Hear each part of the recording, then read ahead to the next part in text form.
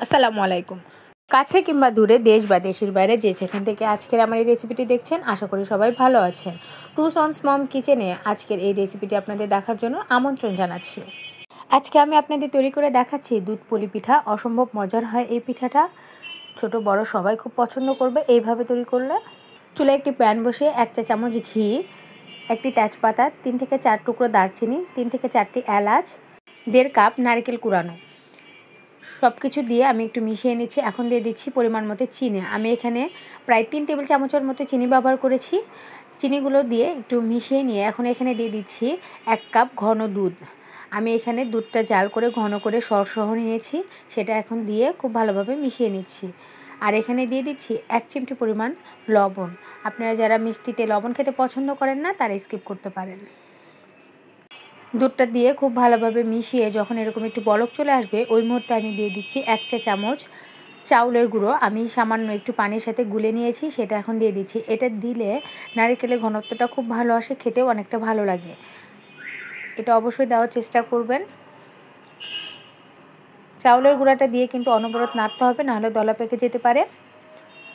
মোটামুটি এটা যখন হয়ে আসবে, ওই মুহূর্তে আমি দিয়ে দিচ্ছি 3 টেবিল চামচের মতো ভাজা তিল। আমি তিলগুলো আগে থেকে একটু ভেজে রেখেছি, এখন সেটা দিয়ে দিচ্ছি। এই তিলটা দেওয়ার কারণে আপনার এই নারকেলের পুরের টেস্টটা বহুগুণ বেড়ে যাবে। এত সুন্দর একটা ফ্লেভার আসে, খেতেও দারুণ মজার হয়।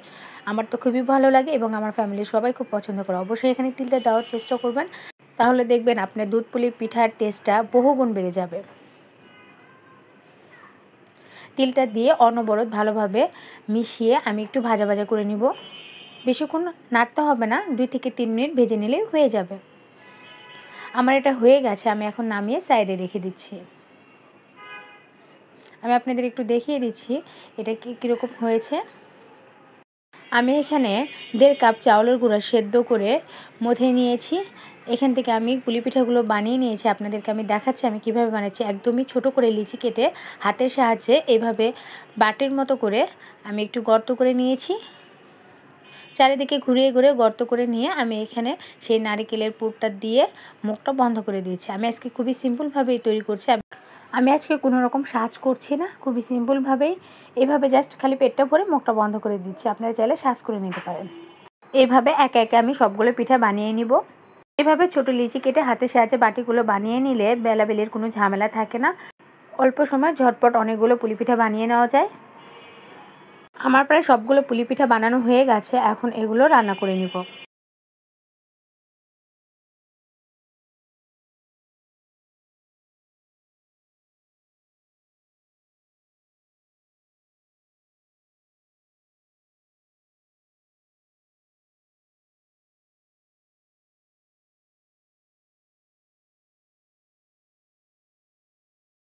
আমি 1 লিটার পরিমাণ দুধ জাল করে 3 পোয়ার মতো করে নিয়েছি।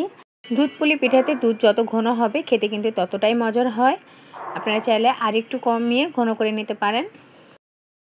আমার এটা যথেষ্ট ঘন হয়ে গেছে, আমি আজকে আর ঘন করছি না। এখন এখানে দিয়ে দিচ্ছি আস্ত গোটা কিছু গরম মশলা। আমি এখানে একটি তেজপাতা, 2 টুকরো দারচিনি, 3 থেকে 4টি সাদা এলাচ নিয়েছি। এখন দুধের সাথে মিশিয়ে নিচ্ছি। এখন এখানে দিয়ে দিচ্ছি প্রায় 1.5 কাপের মতো খেজুর গুড়। আমি গুড়টাকে জাল দিয়ে ঠান্ডা করে এখন এখানে ছেঁকে দিচ্ছি। অবশ্যই গুড়টা সবসময় ছেঁকে দেওয়ার চেষ্টা করবেন, তাহলে গুড়ের এক্সট্রা ময়লাটা বের হয়ে যায়। এখন এখানে 1 চিমটি পরিমাণ লবণ দিয়েছি, আপনারা চাইলে স্কিপ করতে পারেন। আমরা যেহেতু পিঠাতে হালকা মিষ্টি পছন্দ করি, এই জন্য মিষ্টি পরিমাণটা কম দিয়েছি। আপনাদের পছন্দ অনুপাতে মিষ্টি কম বেশি করে নেবেন। এখন সব কিছু খুব ভালোভাবে মিশিয়ে নিব। মিশিয়ে আমি যে পিঠেগুলো বানিয়ে রেখেছিলাম সেটা দিয়ে দিচ্ছি। পিঠাটা দিয়ে হালকা হাতে একটু নেড়ে দিব। এখন চুলার আঁচ মিডিয়াম টু লোতে রেখে আমি এটা 5 থেকে 7 মিনিট রান্না করব। মাঝে মাঝে একটু নেড়ে দিব, কিন্তু একদমই আলতো হাতে, যাতে পিঠাগুলো ভেঙে না যায়।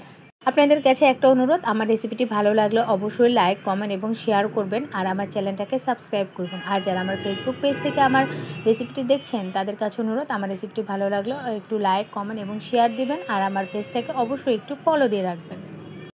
এই তো আমার পিঠাটা প্রায় সেদ্ধ হয়ে গেছে। এটা এখন নামিয়ে আপনাদেরকে পরিবেশন করে দেখাচ্ছি। দেখুন, আলহামদুলিল্লাহ, আমার পিঠার কালারটা যেমন এসেছে, খেতেও কিন্তু অসম্ভব মজার হয়েছিল। তিল দিলে পিঠার টেস্টটা অনেক গুণ বেড়ে যায়। আপনারা এইভাবে একবার তৈরি করে দেখবেন, আশা করি আপনাদের ভালো লাগবে। আল্লাহ হাফেজ।